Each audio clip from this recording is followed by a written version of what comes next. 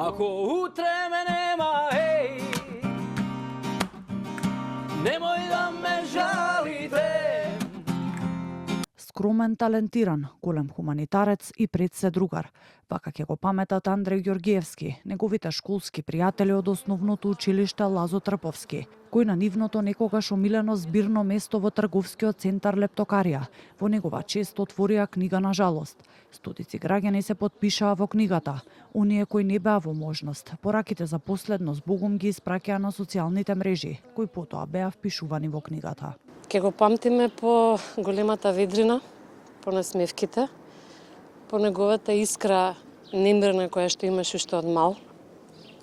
Таа нескрутлива желба да се смее, да се забавува, но и да помага, што многу ми е драго што со годините не ја изгуби, и тоа е реткост. И што да кажам, освен да почива во мир, и верувам дека на поубаво место е сега. Утрово Андреј Ѓоргиевски беше погребан на градските гробишта во Бутел, каде го испратија бројни роднини, пријатели и колеги. 43 годишниот музичар трагично го загуби животот во пожарот во дискотеката во Кочани, каде според сведоштвата, иако првично се спасил, се вратил за да спаси што повеќе животи. Повеќе колеги музичари од утрово се збогуваат со Андреј преку социјалните мрежи, потсетувајќи на неговата хуманост.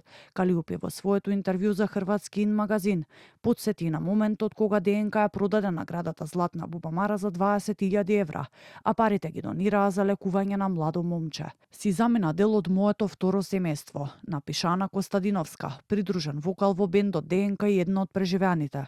Купниот 16 март животот го загубија уште неколку членови од групата. Професорката Сара Бројковска, која исто така беше придружен вокал на бендот, беше погребана на гробиштата во Лисича. Погребот на музичарот Ѓорги Ѓоргиев се одржа на градските гробишта во Струмица, а претходно во основното музичко училиште беше одржана и комеморација во негова чест.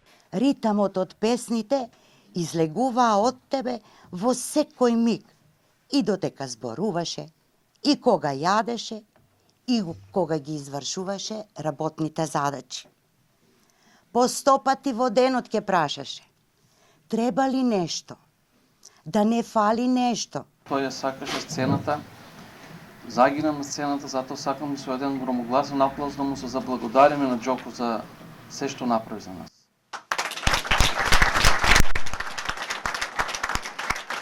Во Штип беа погребани клавиатуристот Филип Стевановски, гитаристот Александар Коларов, како и фотографот Александар Ефремов. На градските гробишта во Бутел беше погребан и битбоксерот Мартин Атанасовски, познат како Буцо Битбокс. Тонецот Игор Велков беше погребан на гробиштата во Нерези.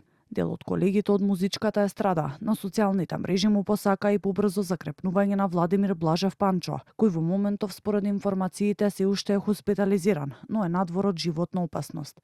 Во пожарот животот трагично го загуби и 25-годишниот фудбалер Андреј Лазаров. Од неговиот тим Шкупи соопштија дека тагата е преголема, а неговите соиграчи, иако се обиделе, не можеле да продолжат со тренинзите.